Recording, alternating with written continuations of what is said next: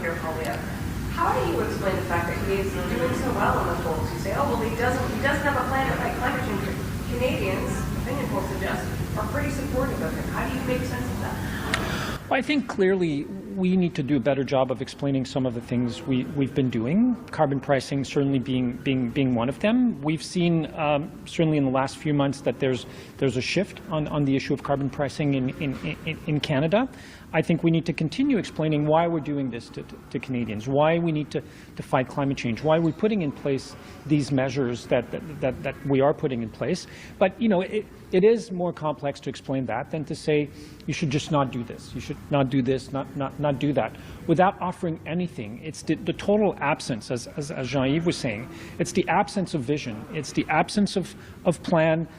He has no measure to offer when it comes to fighting climate change, adapting to the impacts of climate change. He would rip apart the first ever national adaptation strategy, which will help save lives in Canada, which has already started to help save lives, which will save Canadians billions of dollars. If we don't do that, Canadian taxpayers are on the hook for, according to various estimates, between $25 and $35 billion of climate change impacts per year. We're all paying for this. No one will get a bill home saying this is your climate change impacts bill for the year, but we will all be paying for that. And unfortunately, Mr. Poilievre has nothing to say about that. I'll just add something. No, please don't. Sorry to be rude don't and say to interrupt the You're never rude, conversation. It's a great question that you ask about carbon pricing. Now, the one reason for which Pierre Poilievre might want to have an election very soon on axe the tax and carbon pricing is that he's starting to feel the change in Canadians' understanding of the great value of that carbon pricing. No value. We have changed the name now to make it better understood that there's a carbon rebate that comes with carbon pricing.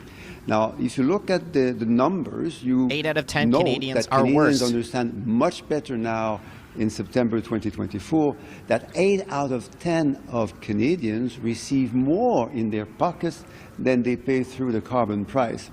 Now, that's not good news for Pierre Poilievre, now, who has never acknowledged that with carbon pricing also comes a carbon rebate, which makes life more affordable for 8 families out of 10. I'm an economist, and it's very rare that an economic policy achieves the goal of, say, reducing pollution and putting more money in the pockets of the majority of middle-class and lower-income Canadians. Now, he knows that, and he fears that. Canadians are starting to understand that it's good for affordability, it's also good for reducing pollution, and it's also great, as Mark Carney was saying, and as loads of business leaders were saying, it's also great for prosperity, economic growth, creation of good middle-class jobs across Canada. Hey, idiot. 8 out of 10 Canadians is different than 8 out of 10 households. Some economist you are, bud.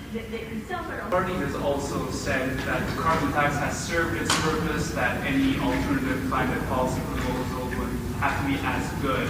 I'm wondering, are you ready to... I've said that as well. I've said that as well. Are you ready to hear advice from them about whether the carbon tax should be scrapped or changed in any way? How would you receive such I think what Mr. Carney, and I've spoken with Mark about this a number of times, has said, is that those who say that we should scrap carbon pricing need to tell us what they would replace it with. And I've said that many times.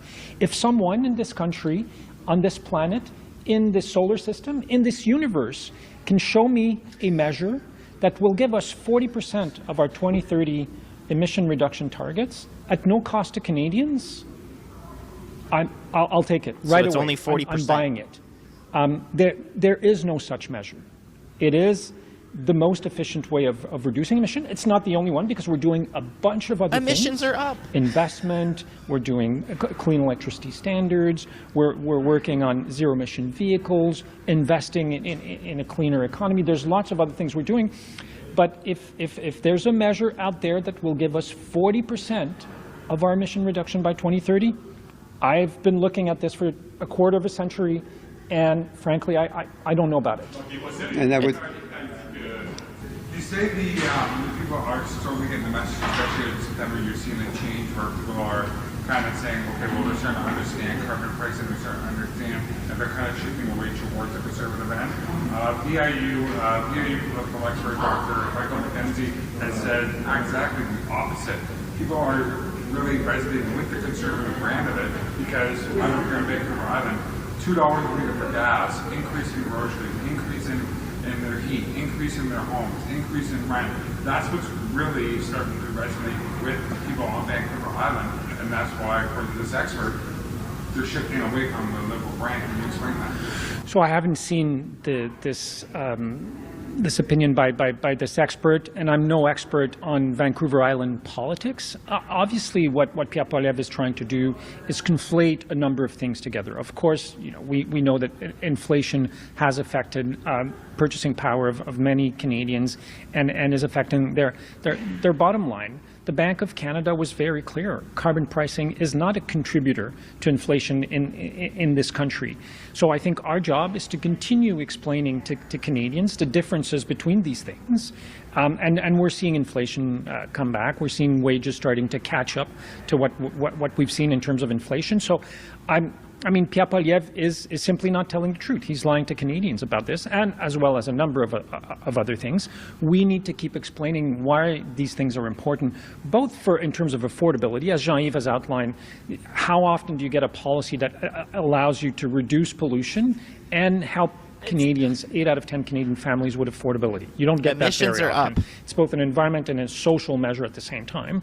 We need to continue explaining that, and Pierre Poilievre can continue with his meaningless slogans. Yeah. This is liberal math for you. Whether you're attending COP29 in Azerbaijan this year? I will most likely be going. As you can understand, we're in a minority government. It's a bit complicated to get out of the House when it's sitting and be out of the country, but most likely I will be there, yes.